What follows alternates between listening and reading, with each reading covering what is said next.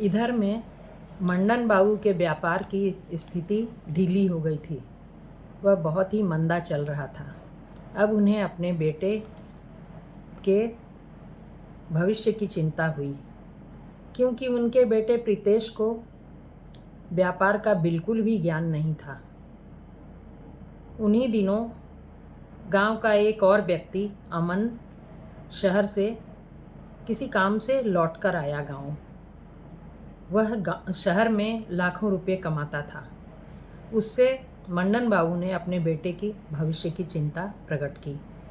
तो अमन ने प्रीतेश को बुलाकर एक चिट्ठी दी और अपने घर का पता दिया कि तुम जाकर मेरी पत्नी के हाथ में यह चिट्ठी दे देना और कहना कि मैं कल आ रहा हूँ शहर।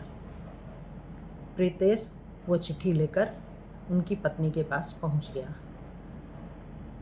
प्रीतेश भोजन कर रहा था वहाँ और अमन की पत्नी भोजन परोस रही थी। उनकी बहू उस समय वहाँ नहीं थी। तो उनकी पत्नी ने बहू की शिकायत करते हुए कहा कि मेरी बहू बहुत झगड़ालू है।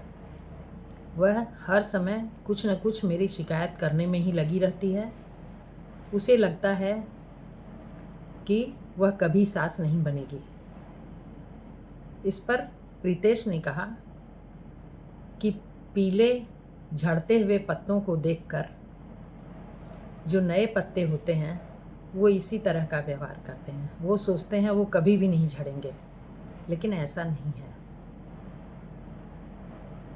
थोड़ी ही देर बाद उनकी बहू आई। अब उनकी पत्नी नहीं थी वहाँ। तो बहू ने कहा ये मेरी सास जो है बहुत ज़्यादा झगड़ालू है, दिन भर मेरे पीछे ही पड़ी रहती है, दिन भर कुछ न कुछ शिकायत होती रहती है। तो प्रीतेश ने कहा कि नए उगते हुए पत्तों को देखकर जो पीले झड़ते हुए पत्ते हैं वो दूसरी तरह का विचार रखते हैं। वो सोचते हैं ये इतने उत्साहित क्यों हैं, तो क्या करें कि अभी ही जब हम जवान हैं तभी कफन खरीद के रख लें, ऐसा थोड़ी होता है। बात खत्म हुई। भोजन करके प्रीतेश उठ गया।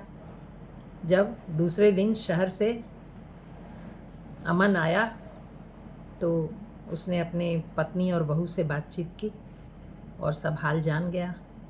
फिर अपने मित्र को उसने खबर दी कि तुम्हारा बेटा बहुत ही चालाक है, जीवन का जो व्यवहार है, व्यवहार करने की कला है वो उसको बहुत आती है, वो बहुत ही सफल होगा आगे, चिंता मत करो तुम।